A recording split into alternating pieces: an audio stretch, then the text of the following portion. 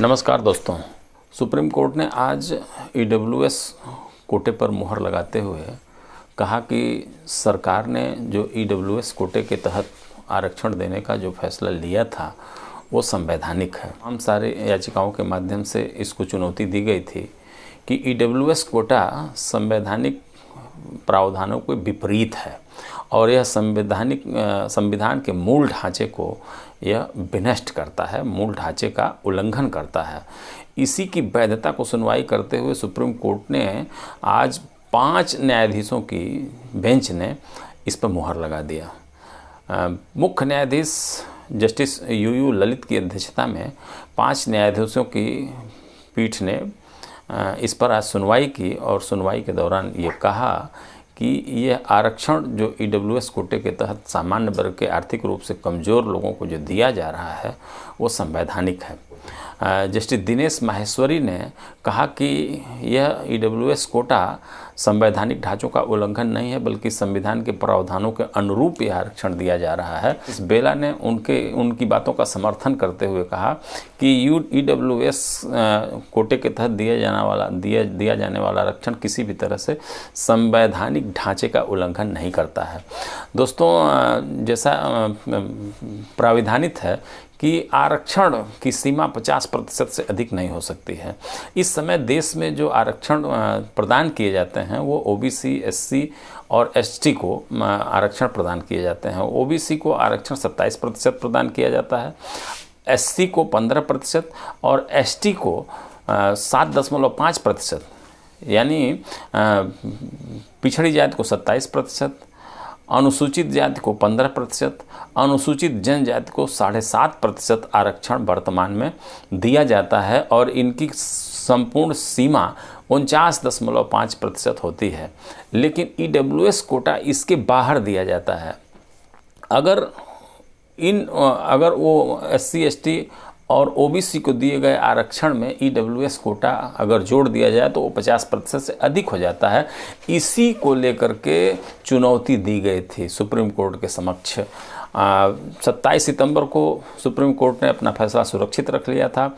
इसमें जो महत्वपूर्ण प्रश्न उठे थे, जो महत्वपूर्ण बिंदु निर्धारित किया था सुप्रीम कोर्ट ने, उसमें ये था कि क्या संविधान का 103वां संशोधन संवैधानिक ढांचे का उल्लंघन करता है। दूसरा ये था कि निजी गैर सहायता प्राप्त संस्थानों में प्रवेश देना, ईडब्ल्यूएस कोटे के तहत प्रवेश देना क्या संवैधानिक ढांचे का उल्लंघन है। और जो तीसरा पॉइंट सुप्रीम कोर्ट ने निर्धारित किया था कि क्या ओबीसी, एससी और एसटी के बाहर, उसके दायरे के बाहर ईडब्ल्यूएस कोटे के द्वारा जो दिया जा रहा है आरक्षण वह संवैधानिक ढांचे का उल्लंघन है। इस पर आज 5 न्यायाधीशों की पीठ ने इस पर जो अपना फैसला दिया वो बहुत ही महत्वपूर्ण फैसला। सुप्रीम कोर्ट ने कहा कि 103वां संशोधन, जिसके तहत मोदी सरकार ने सामान्य वर्ग के आर्थिक रूप से कमज़ोर लोगों को आरक्षण 10% आरक्षण देने का जो फैसला लिया था वो फैसला संवैधानिक है। यानी जो प्रथम बिंदु निर्धारित किया था सुप्रीम कोर्ट ने कि क्या यह संवैधानिक ढांचे का उल्लंघन करता है, तो उस पर स्पष्ट रूप से कोर्ट ने कह दिया कि यह संवैधानिक ढांचे का उल्लंघन नहीं करता है। दूसरा जो मुद्दा उस सुप्रीम कोर्ट के समक्ष था कि क्या निजी गैर सहायता प्राप्त संस्थानों में प्रवेश देने का जो अधिकार है, जो ईडब्ल्यूएस कोटे से जो प्रवेश दिया जा रहा है, क्या वह संवैधानिक ढांचे का उल्लंघन है। तो इस पर भी सुप्रीम कोर्ट ने कहा कि नहीं, यह संवैधानिक ढांचे का उल्लंघन नहीं है। इसी तरह से सुप्रीम कोर्ट ने तीसरी बात जो निर्धारित किया था उसमें यह था कि एससी, एसटी और ओबीसी के तहत जो दिया जाने वाला आरक्षण है, क्या यह जो आरक्षण दिया जा रहा है उसके बाहर ईडब्ल्यूएस कोटे का आरक्षण दिया जा रहा है, क्या यह संवैधानिक ढांचे का उल्लंघन है।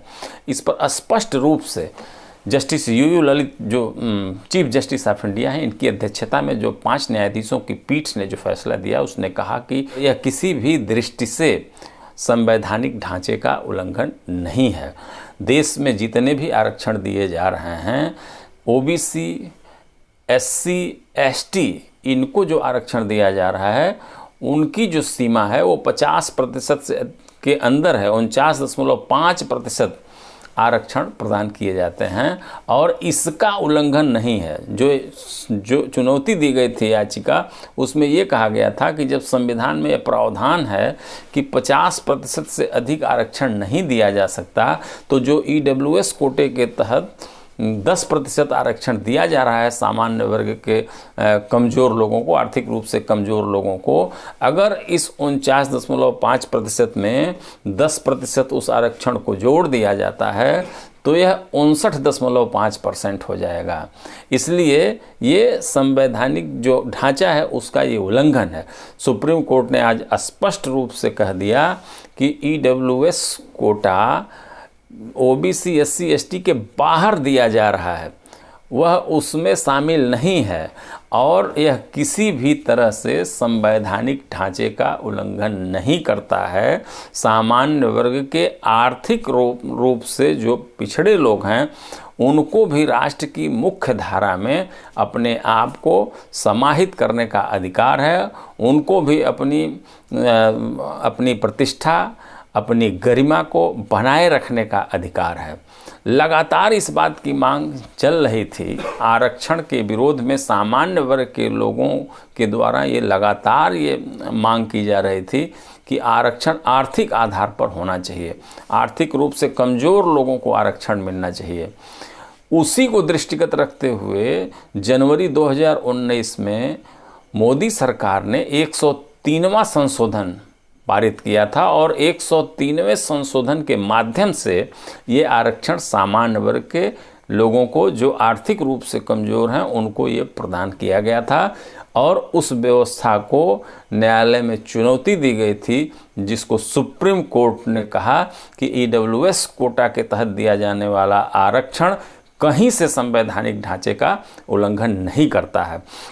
सुप्रीम कोर्ट के इस फैसले से अब यह स्पष्ट हो गया कि सामान्य वर्ग के वे लोग नौकरी और शिक्षा में जाने वाले लोगों को भी अब यह पर्याप्त अवसर मिलेगा कि वह किसी भी संस्थान में उस आरक्षण के तहत प्रवेश ले लें और नौकरियों में उस आरक्षण का उनको लाभ मिले।